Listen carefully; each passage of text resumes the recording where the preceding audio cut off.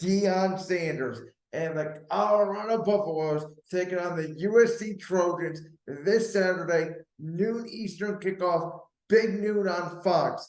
Now, you guys know that, over the last few years, I've talked about how college football really does need big games. And it's the reason why I've been for, the Pac 12 obviously disbanding, a lot of the Pac 12 teams moving to the Big Ten, Texas and Oklahoma moving to the USC from the Big 12, because I really do think that college football has a big game problem.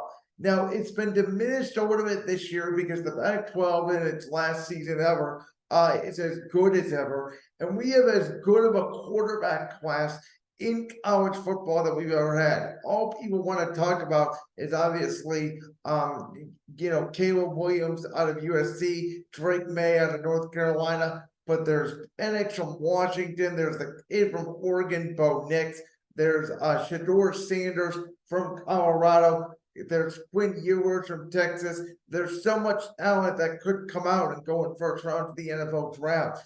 That college football this year is as even as ever.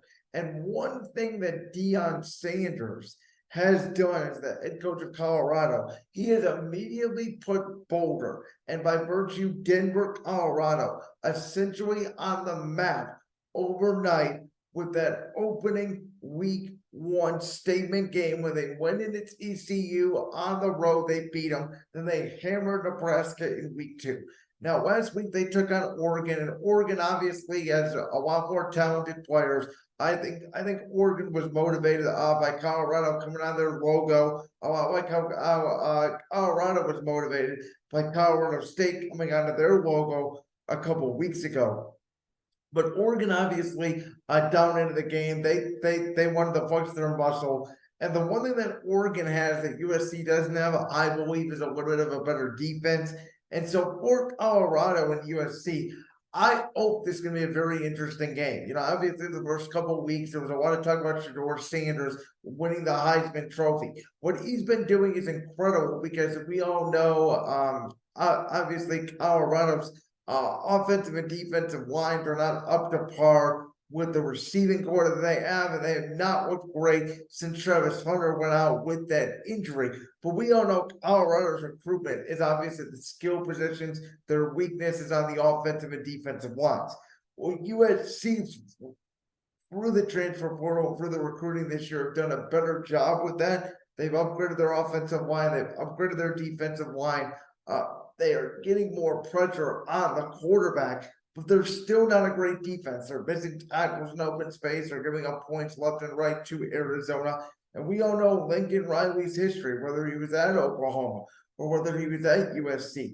We all know how smart and clever of a genius he is as an offensive coordinator, working with quarterbacks like Baker Mayfield, like Kyler Murray, like Jalen Hurts, and now, obviously like Caleb Williams, who is going to go the number one overall pick in the 2023 NFL draft. But we don't know Lincoln Riley's history is offense, offense, offense. They don't recruit a lot of defense. They're going to outscore people. That's just the way Lincoln Riley's teams have always been. The question for Colorado is going to be, can Shedeur Sanders, can that passing game, can that Colorado offense, are they going to be able to move the ball? Is that offensive line going to be able to hold up? I think in Colorado, in Denver, they're going to be able to run the football a more. They're going to be able to keep it close. The question really comes down to, are they going to be able to get enough stops on USC? I think Colorado's offensive coordinator, Sean Lewis, former head coach at Kent State, obviously my alma mater, I think he's really smart. I think Colorado will play well offensively. I'm just not sure they're going to be able to stop the USC offense. I think that this is a potential 45-42, even more than that. USC has the most points scored in the country on average at 55 points a game.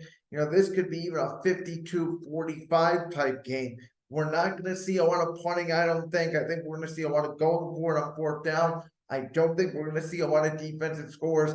The over-under, could be at or over 100 points, potentially on the scoring. Like, I think these two teams are just going to go back and forth all day long, and it really could come down to who gets the ball last. I know USC is over a 20-point favorite. Not going to be included in Brandon's best bets because I don't bet a lot of college football. As I talk about, we'll talk about the big games here when they get in October and November. But at the end of the day, I do feel that Colorado keeps it close. I think they cover. I think USC ends up winning by about a touchdown at 10 points.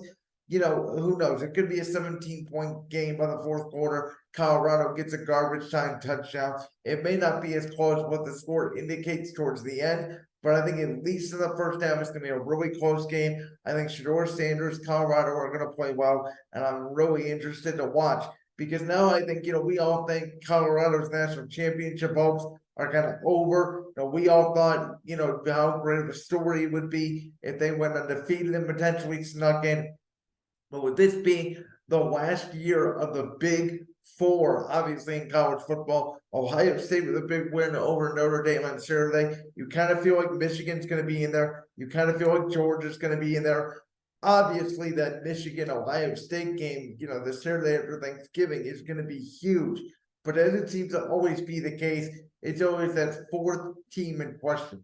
And I think this year, obviously with Caleb Williams potentially going into the NFL next year, this is USC's best shot. They know it, and in order to do so, in order to have some kind of glitch in the system, they are a better football team overall than Colorado, and there's more pressure on USC to win this game, which is why I ultimately believe they will. Like that clip from the Brand's World podcast? If so, make sure you go down there and hit that subscribe button. While you're down there hitting the subscribe button, make sure to also hit the notification bell so you never miss another upload. And make sure you check out all the other clips from the Brand's World podcast right here on YouTube.